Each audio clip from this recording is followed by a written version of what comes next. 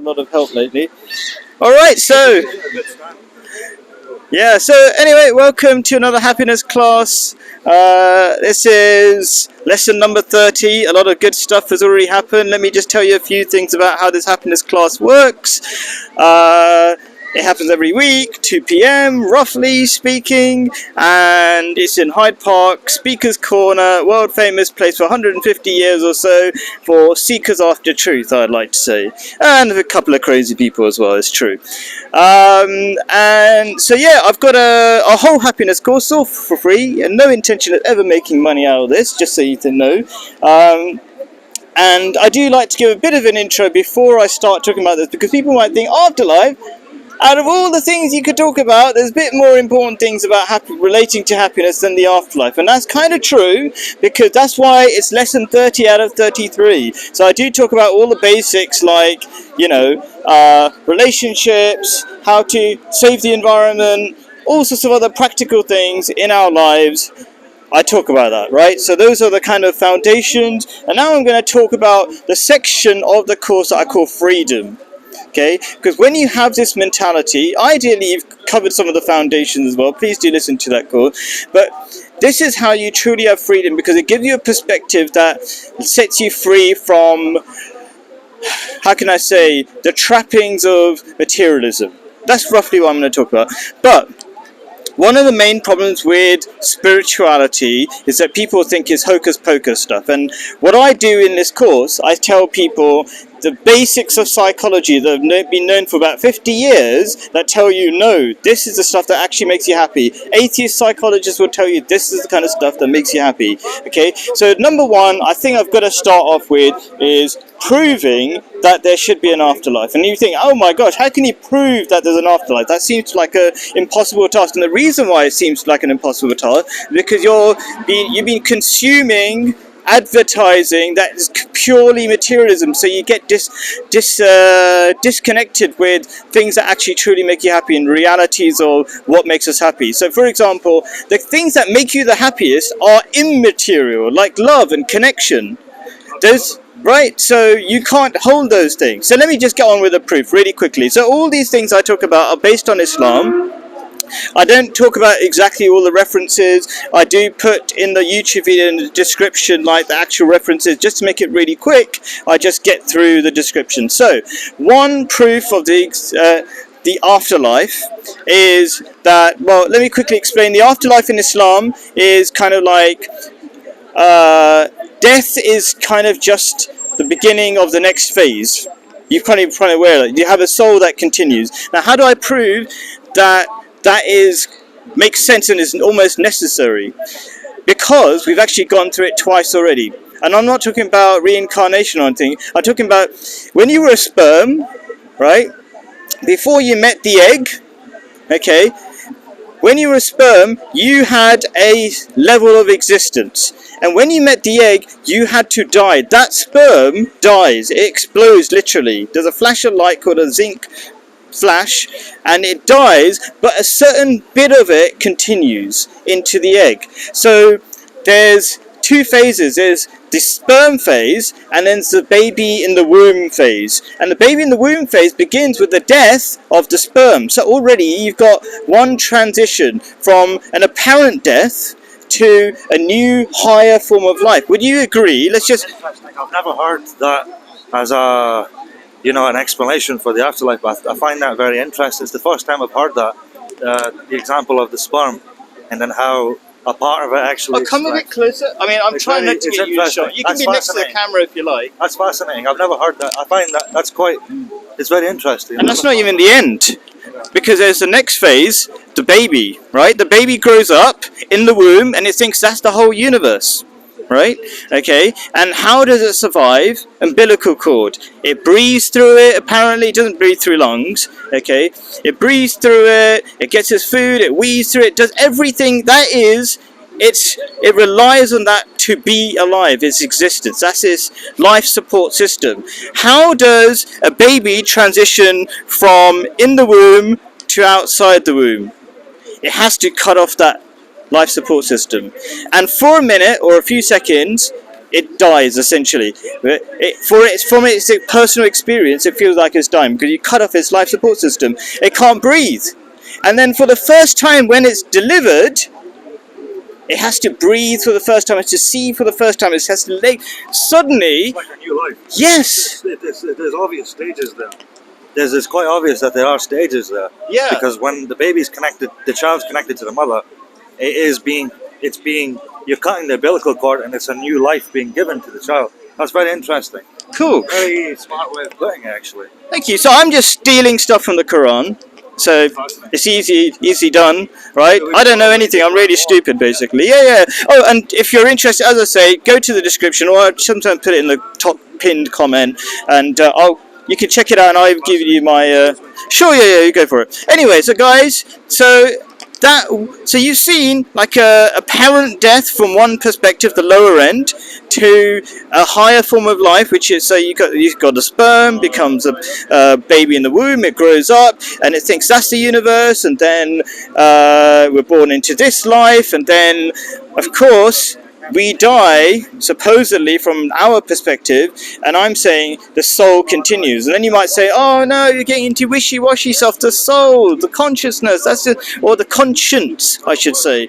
And that's wishy-washy stuff. And I want to stop you and say, from modern psychology, from the time of Freud onwards, the conscience has been known as a valid entity. It's even known as a personality, because it does things almost independent of you, right?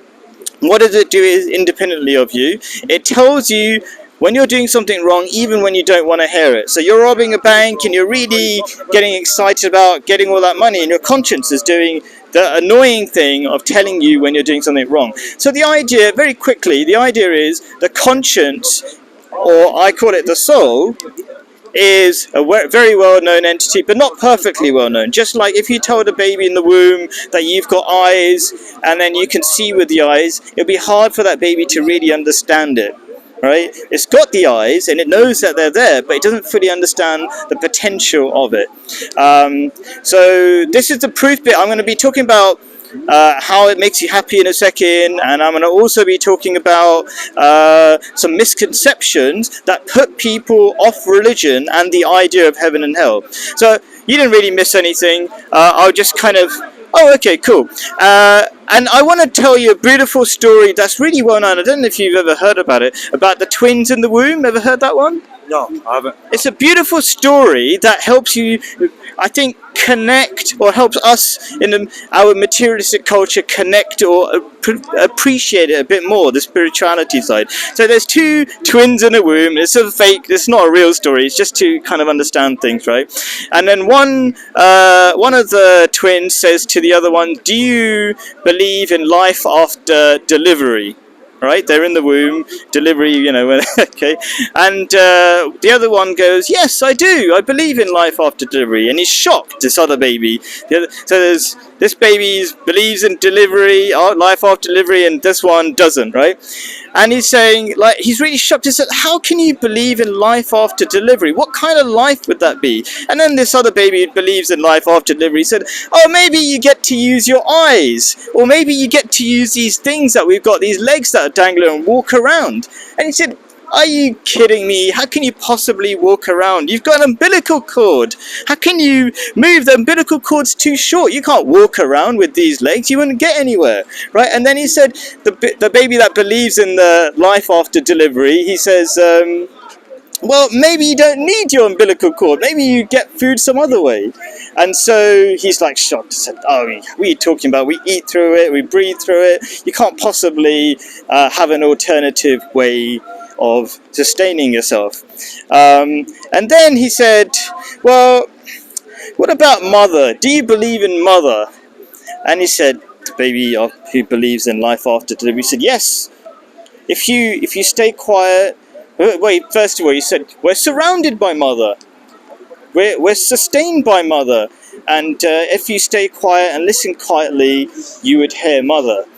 And so he said, that's the end of the story. I've had enough of this discussion. Maybe the one who doesn't believe in life after delivery. So maybe there's something to learn from that. Something about judging things from the limitations of our current awareness. I'm not saying just believe in fairy tales. I'm just saying we know some things in psychology. We know the conscience is a thing that is accepted by Freud and so many other psychologists. It's undeniable. It's this strange voice that a lot of us ignore because we've become materialists, right? But it's been accepted as a it's a common, what's the word? Everybody has it, right? Everybody has this as a conscience, right? Because everybody has it, we're ignorant to it. We're ignorant to what its purpose is and what it is, what its function is.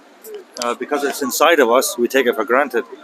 Cool. Yeah, and we're kind of made to feel ignorant. Like there's so many people who are depressed, and we're told, oh, you're depressed, it's just some accident, it's a chemical imbalance. We're not told, oh, maybe you're not listening to your conscience. We're told, we're being trained to become as ignorant of it as possible. Because it's better that way for the people to control us. That's quite obvious with all the laws and the rules, the totalitarianism, the patriarchy, the establishment. A lot of this is exactly that. It's stripping you of your ability to figure things out through your consciousness. They want us drunk, and they want us addicted. They want us as individuals, not as a cohesive society, so we're easy to control. Who? We could start pointing out different organizations. I'm not particularly going to go into maybe World Economic Forum, whoever, but there seems to be a simple pattern, and they seem to have the same agenda all the time. Doesn't matter if they're conservative, Labour. Yeah. Pretty much the ruling elite. It's the people who rule, that run society. It's millions. So I'm gonna that's fine. But anyway, so I want to get to the happiness part of it. I agree. There's a whole discussion to be had about who are the ruling elites, and I talked about how we can overcome that. We don't rule ourselves. Yeah. Do we? Someone rules over us. Okay. So, okay, one more quick evidence about come in, join in. It's an interesting discussion. So, one more quick evidence about how we know there must be an afterlife, and that is again back to our conscience. So, we have to question, if we start realizing how our body works, there's a purpose for every single bit, including our conscience. Why is this conscience telling you off every time you do something wrong? Because this is well known that it tells you off. And in Islam, there's a verse of the Quran says, I demonstrate to you that there is an afterlife and there is a day of judgment, and the proof is your conscience. So why is it? Because if you have a conscience that constantly telling you when you're doing something wrong and you're failing your responsibility, that means by this kind of simple logic, there must be a point when you're going to be held to account. So maybe that's really difficult, and I don't normally, I kind of mention that as a less obvious one. The judicial system comes from that. Originally, it comes from our conscience. Yeah, I suppose. Yeah, so all law originally comes from religion, because it's very hard to make a basic law, a basic foundation of anything. Yeah. Like deciding right and wrong. It proves you'll be held to account. So yes, it's maybe you have your conscience because you genuinely feel sorry. It's not that you're going to get punished later on. It's that you genuinely feel sorry, because human beings are sort of empathetic. sure. So where does this strange entity come from that when you're robbing a bank, your conscience is telling you you're really bad for doing it, even though you really want to make loads of money? And so this is kind of understood by Freud and so many other people. They call it personality. It does something independent of what you want it to do. So where does this rule book come from? Where did it arrive from? So we could say it just comes from nowhere. That's what I would say. That was a... Where does you come from? Where do you come from? That question can just keep going and going. So Your conscience is just what you think. So I'll answer that really briefly, because I've talked about like how... It's a sophisticated Yeah. thing. Yes, I think we should... We need to explore deeper, where this conscience comes from, because it's clearly something very significant. Sure. it's almost as significant. I'll give as a life really itself. simple answer, right? I'll give a really simple one because I've talked about the existence of God, and scientifically, you have to believe in a God, right? There's no actual option really if you actually follow the science. And it's simple things like to believe that there is no God. What you have to believe is that, say, you've got a sandcastle, you make a sandcastle, right? One day, you have to believe that that will slowly build itself by itself and become a fantastically huge sandcastle. That's the idea of blind evolution, right? Which is exactly the opposite of what is known by the third law of thermodynamics, which is entropy, which is things become less organized over time. So the simple idea is that there's nothing that's effectively a design thing or a creation that without a creator. So for example, your common sense says, if I asked you, was this phone made? You would immediately say, yes, it was made. Right? You would never deny that. And if we simply just follow that same common sense and even the science, because I could go into more and more science, it's just so impossible for all these mechanisms, this life support system, the life support system within us, to exist without there being a designer or a creator. It's really, basically it's impossible to deny if we go into it. So the reason I'm pointing that out is that we should, like you say, don't underestimate the complexity of these things. The amazing fact that there's a rule book that we all have somehow. It's really strange, right? It's the most powerful processing unit known to mankind is the human brain. But on top of the human brain, I'm talking about this idea that why do we have a rule book that tells us what you should do and what you shouldn't do, right? And you struggle with that. People literally struggle with that. If you don't listen to it, you have trouble sleeping, for example, right?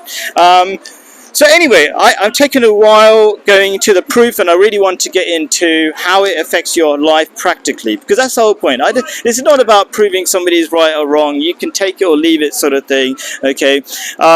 One is that if you think you only live once, that's a lot of pressure, right? Practically, it's a lot of pressure on your life to make it worth it, right? On the alternative, if you believe and very logically believe there's an afterlife, we talked about why there's a God and there's a direction in life, right? If you believe there's an afterlife, then this life is a holiday. And that's how Islam describes it. It's a temporary place, it's a holiday, and people who follow Islam and religion generally find it a lot more relaxing. I don't feel pressure to do anything in particular other than be a good person. So my idea of success, for example, in Islam is just to be a good person every day. So if I die today and I was a good person, I'm good. But in the materialistic idea of success, it's usually something in the future, get something really expensive, and you're constantly chasing, which is a really stressful idea of success. So, one, you can make this life feel like a holiday, right? Even though you might say, oh, people have so many struggles and pain and whatever, how can it possibly be a holiday? How can you possibly be happy? I've noticed that this is one of the reasons why I do this talk in London. People struggle with happiness even when they've got so many things right in their lives. Every tiny thing knocks them over. But for me, those things happen to me all the time, and I don't feel pain. People are so much more resilient in third world countries, and they have to put up with a lot more. Yeah, and that's because they're religious. This is the first world, and everybody's got mental health problems. And it doesn't really make sense, does it? Yeah, so that's really well put. I think we should actually try to analyze what we're missing, right? And people from third world countries come here and make such an amazing life for themselves. Yeah. How is that? How can you explain that? And the people born and bred here, like myself, are unsuccessful. It's because we're depressed in this country with all the pressure, like you said. And the people in the third world, they have a much better perspective of reality, don't they? They know what's real and what isn't. When they come here, it's easy for them because the first world is like a holiday for them, isn't it? Right. I mean, it should be a holiday for all of us. Deny that. People from third world countries, they come here to make millions. And I'm not an immigrant, but I still feel happy all the time. Every morning I wake up because I know what I'm doing, why I'm doing it, and it really matters, right? And this is right. I think there's like an attack on us mentally and emotionally. Right. And that's if we let the advert hold us, control us. Okay, and I'm saying the alternative. Right. So if you have a direction, then you know how to work against it. But anyway, the next two very small things are kind of like, I call it the macro, the big picture, and the small picture in terms of what makes you happy in terms of afterlife. So, if you know that your purpose in life is just to be a good person, right? That gives your life meaning. And so Viktor Frankl, who's probably the most eminent psychologist on happiness, right? So it's the number one thing you need is meaning to be happy, right? Not some physical thing, not a car, you just need meaning, right? So if you've got this, what I call a North Star, and I think it's a beautiful kind of metaphor, the thing that never changes, that never moves, doesn't matter if somebody dies or whatever happened, that one thing is true. It's always been true, that's always giving you direction in life. When you have that sort of meaning, you've got this macro meaning, I call it, then you're going to be happier. And that's what psychologists have said. You just need meaning, the highest possible meaning. Even Viktor Frankl calls God the super meaning, right? So people don't know this. They think, there's so much propaganda to tell people, oh, organized religion is terrible, it's whatever, but all the psychology, even atheist psychologists will tell you religion makes you happy. So you kind of have to realize that so you can... Organized religion that people are against, isn't it? But it's a really weird thing. Why would you be against organization? If you're an organized company, you would like that. You want to be in an organized company. It's just some bad apples have ruined it for other people, right? The paedophile priests and all that kind of stuff, right? Yes. Have you got a link to the research that shows that all psychology makes religion? Yeah, so, religion makes okay. Because to me that sounds like bullshit. Yeah, I know it does, right? So, I know it sounds strange. So, go to... It is. Okay, fine. So you can have your opinion. That's fine. I'd like Go to research yeah, go there, please. Yeah, go to there. Big question. Yeah. Yes, go there. Yeah, yeah, exactly, right. So anyway, but it's true. So I agree that it sounds like that because that's what we're fed 24/7 every day, right? But the reality is very different to from the adverts that we're given. Yeah, so there's lots of it's all over YouTube. You just check it out on YouTube. Anyway, so and then there's the micro. I want to get to the micro. Is if you believe that you are going to meet God one day, right, and He's watching you. That still doesn't mean that. You see what I mean? Okay, let me just say this thing and then try to understand what you meant by the placebo effect, right? If you believe, with good reason, I said there's good reason to believe in God and He's watching you, yeah? Yeah. So if you, let me just get... Okay, sure. So you can call it a placebo effect.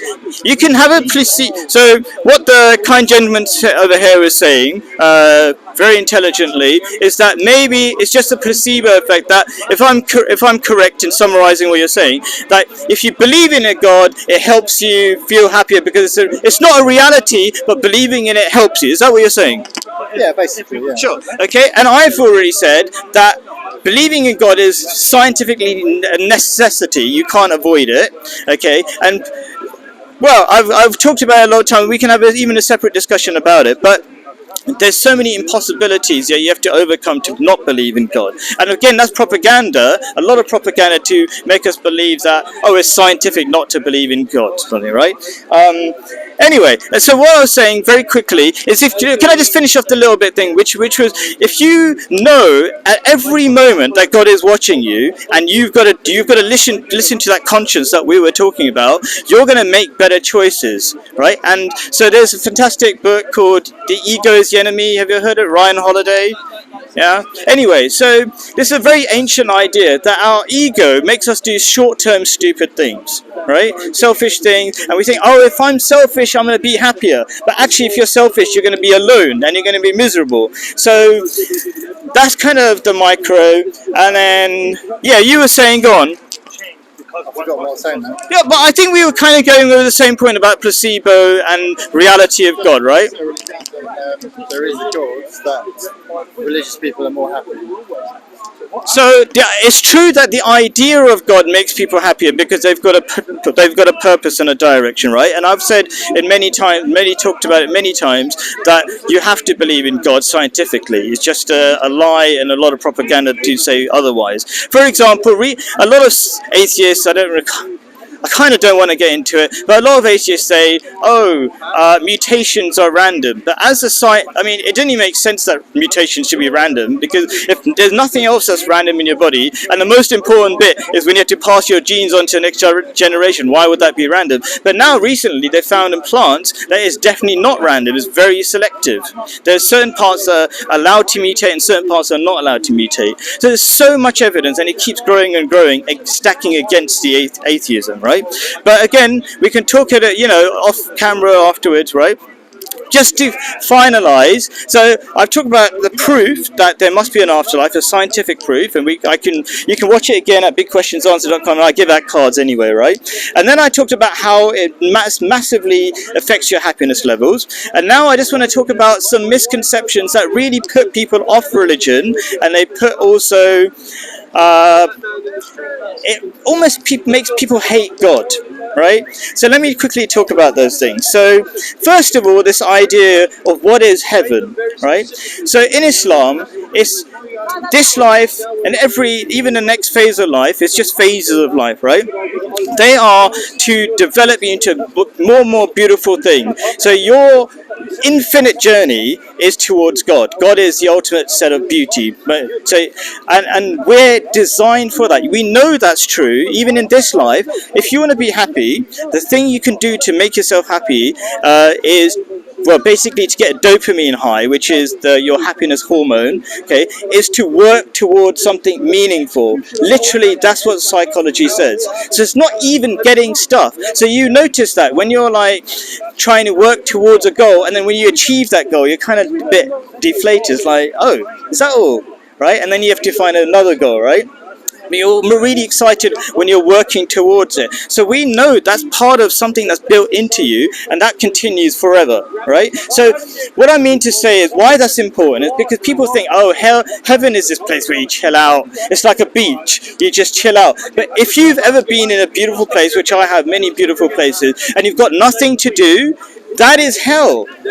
Just doing nothing for ages in a beautiful setting and nothing, not growing, not doing anything, that is hell, right? So that's not the definition of heaven.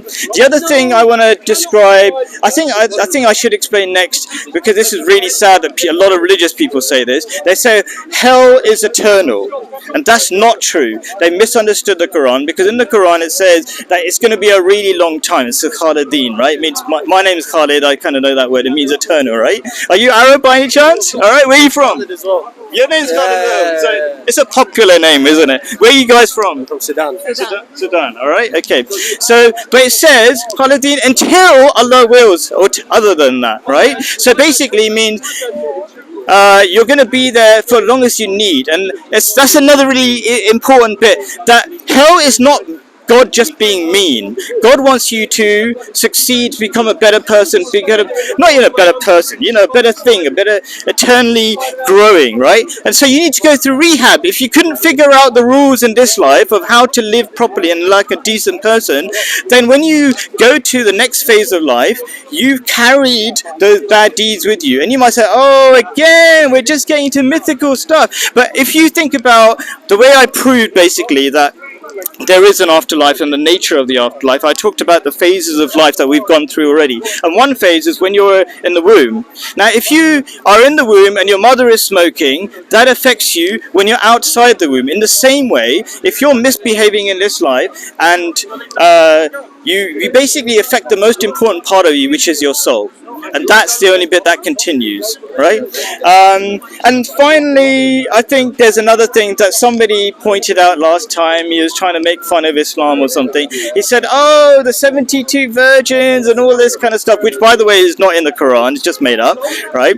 But also this idea that in the Quran it says you have wine, and he said, "Oh, you're not allowed to drink wine in this life, so why are you allowed to drink wine in the next life?" And then Islam very clearly explains these are just metaphors. You can't possibly understand what's in the next life. Just like when there's a baby in the womb and it's got legs, and you tell it, "Whoa, you might walk around with legs," and the baby's just spent his whole life in a tiny space. It can't possibly really comprehend it, but you can give it some idea, and that was the purpose of the Quran in that respect, just to give you an idea. But you can't possibly understand the next phase of life. You know, when you were a sperm, yeah, when before you met the egg or something, it was a very low kind of understanding of life, very low kind of awareness of life, and then you became a baby in the womb, and your awareness grew, and then it grows even more as a human being, and then it's going to grow even more beyond that. I mean, there's one last thing I'm going to say, because it's such an amazing TED Talk. Anybody a fan of TED Talks?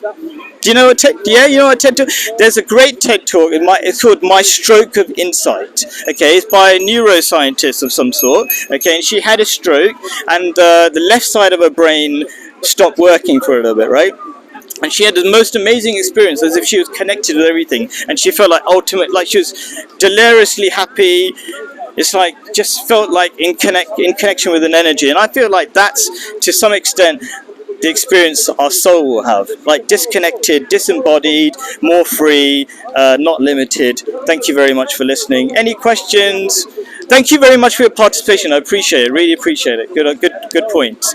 Any thoughts? Did you catch it? I can rewind. Yeah, it's all right. I'll stop recording and I'll tell you some ideas, and you can tell me what you think. Yeah.